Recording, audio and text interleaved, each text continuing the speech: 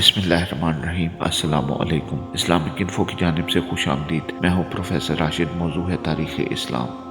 عبداللہ کو خداداد حسن ملا تھا۔ اٹھتی ہوئی جوانی تھی جو حسن کو دوبالا کرتی تھی۔ چہرہ کیا تھا، چاند کا ٹکڑا تھا۔ ہر دیکھنے والی آنکھ ان پر فدا تھی۔ بتھیری عورتیں ان سے شادی کرنے کی آرزومند تھی۔ نظر والا واقعہ تو گھر گھر میں اس کا چرچا تھا، جس سے ان کی عظمت اور بڑھ گئی تھی۔ سب دل و جان سے انہیں چاہنے لگے تھے۔ چنانچہ بہت سی عورتوں نے نکاح کی خواہش کی اور کوشش بھی، لیکن یہ شرف سب کو کیسے ملتا کہ وہ ایک ہی کی قسمت میں تھا کہ رسول اللہ صلی اللہ علیہ وآلہ وسلم کی ماں کون ہوگی، یہ بھی اللہ نے طے کر رکھا تھا۔ آپ کی شادی حضرت آمنہ سے ہوئی، جو یثرب کے بہت معزز اور مشہور قبیلے بنی زہرہ کے سردار واہب کی بیٹی تھی۔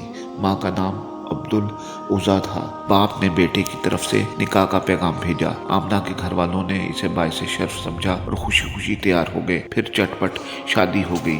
دستور تھا کہ دلہا شادی کے بعد 3 دن تک سسرال میں رہتا اور عبداللہ بھی 3 دن تک سسرال میں رہے، پھر گھر چلے آئے۔ ساتھ میں دلہن بھی آئی تھی۔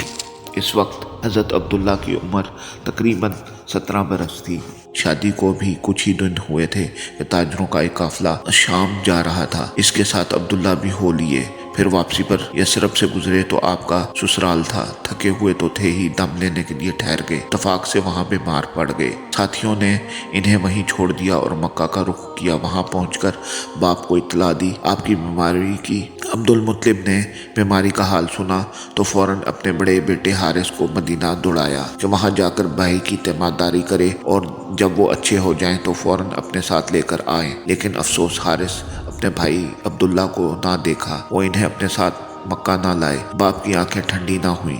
دلہن کے دل کو قرار آتا اور قوم کو تسکین کا سامان ہوتا۔ کیا کرتے، قسمت ہی میں نہ تھا۔ کچھ دن پہلے ہی عبداللہ کا انتقال ہو چکا تھا۔ جسم سپرد خاک ہو چکا تھا۔ باپ سے دور، دلہن سے دور، قوم سے دور، دور، بہت دور۔ حارث واپس آئے تو عبداللہ کی بجائے عبداللہ کی موت کی خبر واپس لائے۔ خبر بڑی دردناک تھی۔ نوجوان کی موت، اور وہ بھی عبداللہ جیسے نوجوان کی موت۔ سب پر رنج و غم کا پہاڑ ٹوٹ پڑا۔